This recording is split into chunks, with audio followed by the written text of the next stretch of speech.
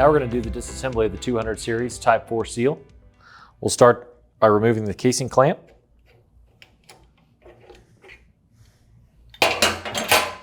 Casing.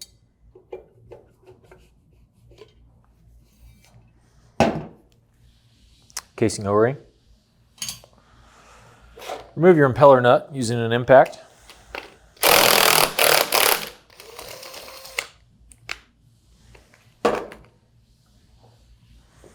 Slide your impeller off the stub shaft.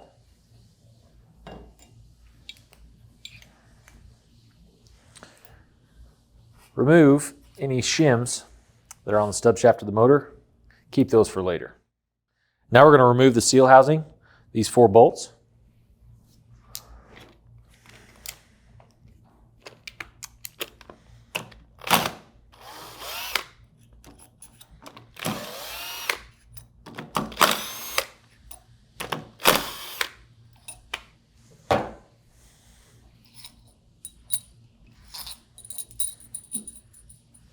First thing you're going to remove is the seal seat.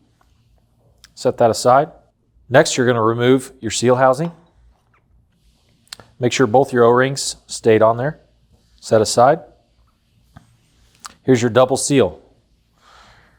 Remove your first rotating seal. Inspect for damage. Set aside. O-ring. Your tab washer. Spring retainer has 2 1/8" set screws. Loosen your set screws. Remove your spring retainer. Second tab washer.